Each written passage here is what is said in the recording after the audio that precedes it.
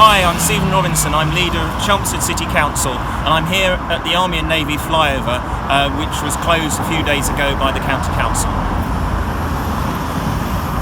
Councillor Robinson, you've just been co-opted onto the Army and Navy Task Force, which was set up last October to sort out this awful situation for everybody living or working in Chelmsford. 60,000 cars come here a day, 10,000 apparently a day use that flyover. I'm looking up there, I can't see a single car up there. This task force has had since October to come up with some ideas. You've only just joined it in the last month or two since the elections.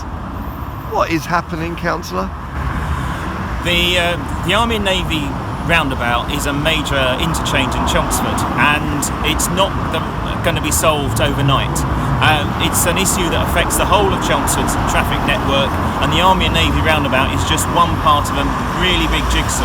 And we've got to try and come up with solutions that solve Chelmsford's traffic problems. It's not just going to be solved here at the Army and Navy. And we need to look at both short-term immediate actions. With the flyover closed, we need to be looking at things like possibly adjusting the traffic signals around Chelmsford. We need to look at improving the bus services, particularly the park and ride, which is controlled by the County Council.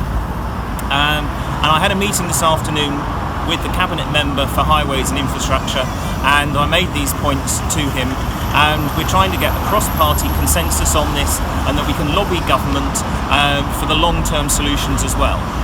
We need government to step up and invest in long-term solutions, but in the short term we need some short-term actions, which is going to include things like the traffic light adjustments and making park and ride more widely available, encouraging people to use the park and ride.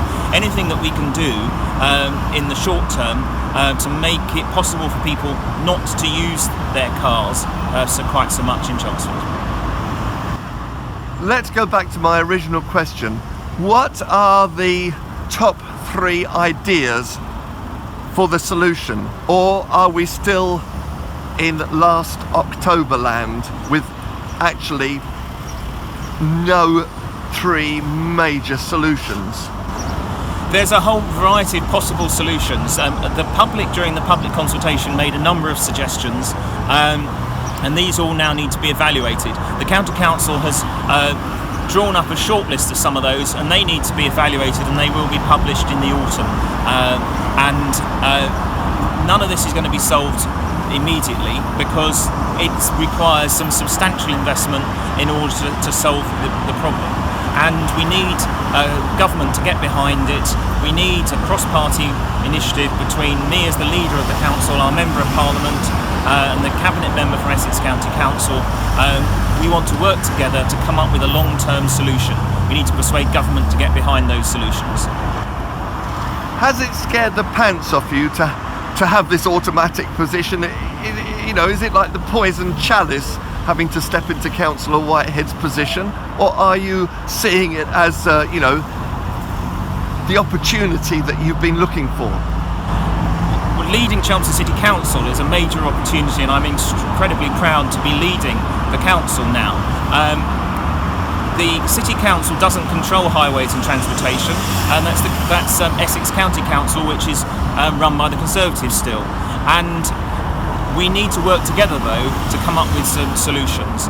And the City Council's role is as a planning authority, and we'd also like to have more influence over park and ride, which is part of the long-term solution.